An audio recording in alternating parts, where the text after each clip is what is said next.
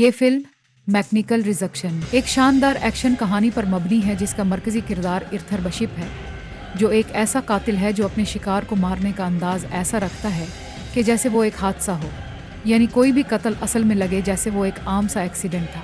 Film का आगाज़ Brazil के खूबसूरत शहर रियो डी जनीरो के एक साहिली मकाम से होता है, जहां इर्थर अपनी नई ज़िंदगी बहुत परसकून अंदाज में गुजार रहा है। सुबह नाश्ता करता है, काफ़ी पीता है, अखबार पढ़ता है, गाने सुनता है और अपने आप को मामूल की ज़िंदगी में मसरूफ़ रखता है। लेकिन फिर अचानक एक खातून एस की ज़िंदगी में आती है जिसका नाम राधा है। वो एक रेस्टोरेंट में उससे मिलती है और कहती है कि वो एक आदमी की तरफ से आई है जिसका मकसद 3 बड़े मुजरिमों को मरवाकर उनके कत्ल को हादसा बनाकर पेश करना है। वो इर्थर को धमकी देती है कि अगर उसने ये काम ना किया तो वो उसकी मौजूदगी की तला खतरनाक दुश्मनों को दे देगी, जिस पर इर्थर हैरान होता है लेकिन फिर भी इनकार करता है। इस पर दोनों में झगड़ा होता है, गन निकाली जाती है और फिर एक सनसनीखेज लड़ाई होती है जिसके दौरान इर्थर सबको जख्मी करके एक उड़ती हुई किस्वा पर छलांग लगाता है और समंदर में जा गिरता है। ये सीन निहायत दिलचस्प और सनसनी से भरपूर होता है। फिर वो अपनी रिहाइश वाली कश्ती को भी जला देता है ताकि उसका कोई निशान बाकी न रहे।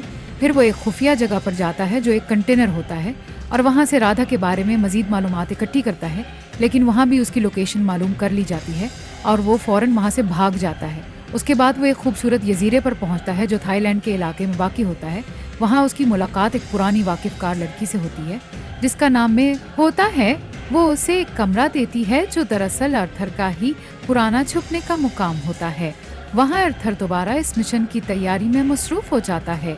फिल्म हर लम्हा एक नया मोड़ लाती है और देखने वाले को एक पल के लिए भी बोर नहीं होने देती। फिर अचानक हम एक खूबसूरत लड़की को देखते हैं जिसका नाम जीना होता है, जो उस कहानी की अहम किरदार बनकर सामने आती है। इर्थर भी उसको देख लेता है। जीना में के पास आती है और कहती है मुझे फेस्ट बॉक्स चाहिए। मैं हैरत से पूछती है क्या हुआ, जिस पर जीना बताती है कि मेरे बॉयफ्रेंड ने मुझे मारा पीटा और टॉर्चर किया, मैं एक कश्ती पर रहती हूँ। ये कहकर वो चली जाती है। शाम का वक्त होता है, मैं उस कश्ती से कुछ शोर सुनती है और फ़ौरन इर्थर को बुलाती है कि वो जीना की मदद करे। वो इसे बताती है कि जीना का बॉयफ्रेंड उसको बहुत तंग करता है। इर्थर फ़ौरन इस कश्ती पर पहुंचता है और उस लड़के को मार देता है। वो मार खाकर कश्ती की कील पर गिरता और मर जाता है। अब एक माहिर कातिल है इसलिए वो हर कत्ल को हादसा बना देता है। वो ये काम भी बहुत सफाई से करता है और उसके बाद वो जीना को लेकर वहाँ से निकल जाता है। रास्ते में इर्थर जीना का मोबाइल देखता है और उसमें अपनी तस्वीर देखकर चौंक जाता है। उसे शक हो जाता है कि कुछ गलत है। घर पहुंचने पर वो कश्ती को गोली मारकर आग लगा देता है ताकि कोई सबूत बाकी ना रहे। इर्थर में से पूछता है जीना कहाँ है। वो कहती है कि अंदर सो रही है। इर्थर जीना को जगाता है और सख्त लहजे में पूछता है कि तुम कौन हो, तुम भी एक एजेंट हो, मुझसे क्या चाहती हो। जीना रोते हुए कहती है नहीं, तुम गलत समझ रहे हो, मैं एक स्कूल टीचर हूँ। उन्होंने मेरे बच्चों को कैद कर रखा है। करीन नामी एक आदमी नहीं, उसने मुझे मजबूर किया कि मैं तुम्हारे करीब जाऊँ और तुम्हारी मालूमात उसे दूँ। मैं नहीं चाहती थी कि ऐसा हो। फ्रैंक यानी वो शख्स जिसे इर्थर ने मारा, वो भी उसी प्लान का हिस्सा था ताकि तुम्हें फंसाया जा सके। इर्थर की आंखें नम हो जाती हैं। वो आहिस्ता से कहता है कि मैंने अपनी पूरी जिंदगी लोगों को मारा है, लेकिन मैं तुम्हें मरने नहीं दूंगा।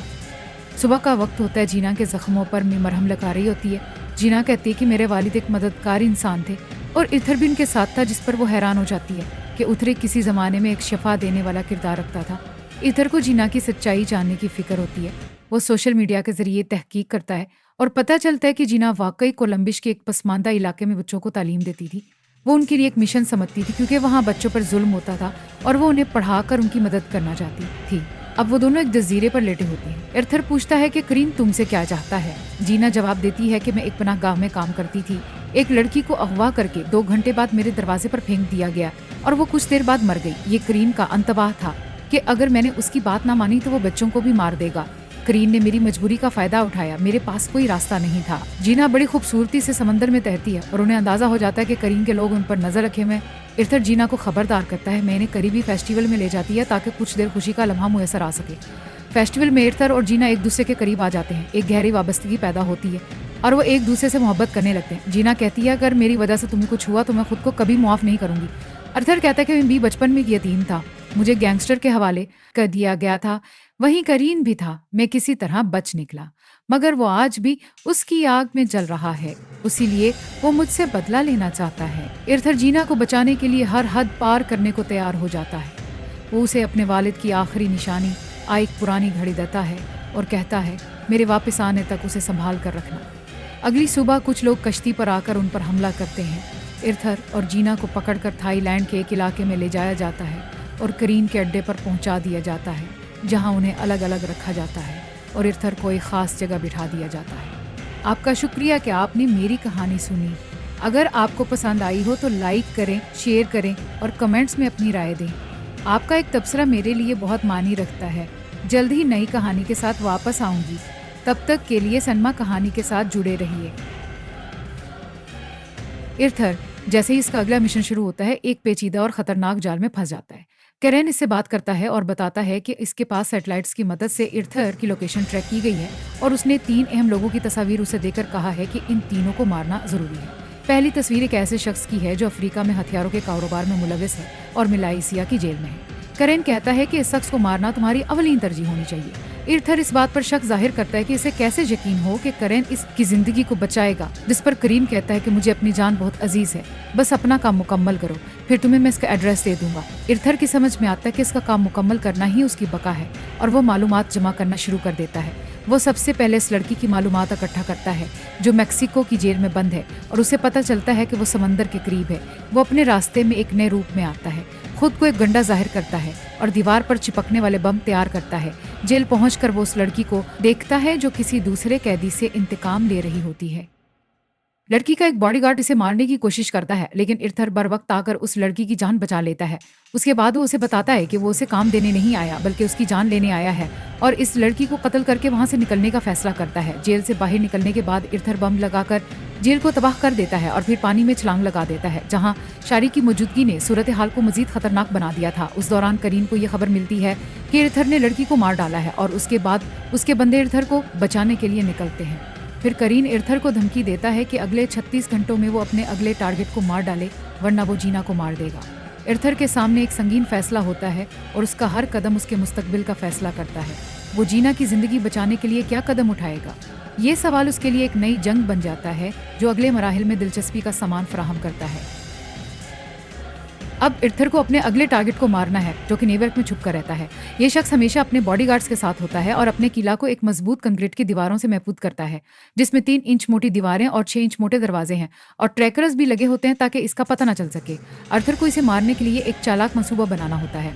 वो छोटे बम तैयार करता है जो पानी के नीचे छुपे हुए होते हैं और उन्हें उसके पुल के नीचे लगा देता है। जब वो शक करता है और नीचे देखता है तो बम फट जाता है और उसका मौत एक हादसा मालूम होता है, जिसमें इर्थर का कोई हाथ नहीं होता क्योंकि वो माहिर होता है ऐसे कत्ल को हादसा बना देने में। इर्थर फिर जीना से राब्ता करता है और वो उसको एक हुंट देती है, जिससे वो समझ जाता है कि जीना की घड़ी कुछ अहम मालूमात छुपाए हुए हैं। उसके बाद इर्थर अपने साथ एक नया मास्क लेकर और अपना नाम टॉम स्लेवर बताकर उस मिशन को आगे बढ़ाता है।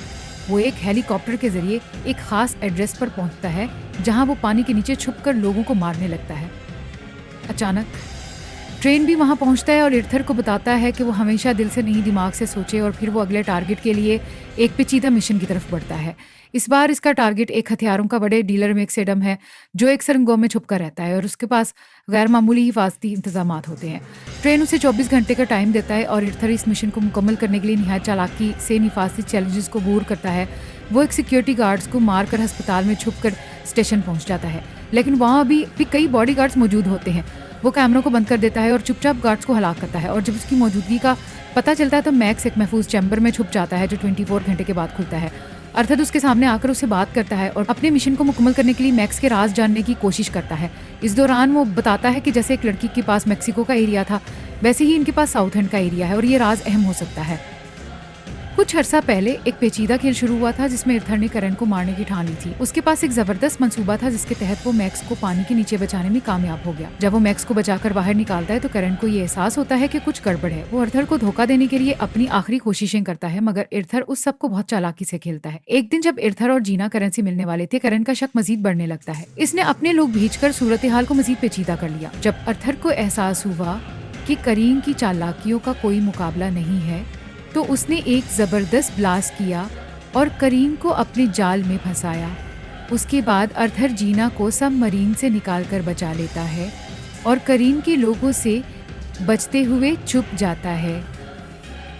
थोड़ी देर बाद जीना वापस अपने काम पर लग जाती है। कंबोडिया में बच्चों को पढ़ा रही होती है और 3 माह बाद एक दिन इर्थर फिर उसके सामने आता है। इर्थर की मौत का कोई पता नहीं चलता और ये साबित हो जाता है कि वो एक कंपार्टमेंट में छुपकर जिंदा रहा था, जहां ऑक्सीजन की फराहमी की बायस वो कई घंटे तक सर्वाइव कर सकता था। जब रात का अंधेरा छा जाता है, इर्थर अपनी नई जिंदगी शुरू करने के लिए वहां से भाग जाता है।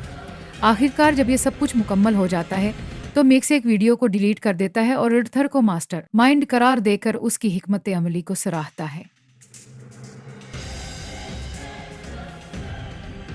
आपका शुक्रिया कि आपने मेरी कहानी सुनी। अगर आपको पसंद आई हो तो लाइक करें, शेयर करें और कमेंट्स में अपनी राय दें। आपका एक तबसरा मेरे लिए बहुत मानी रखता है। जल्द ही नई कहानी के साथ वापस आऊंगी। तब तक के लिए सनमा कहानी के साथ जुड़े रहिए।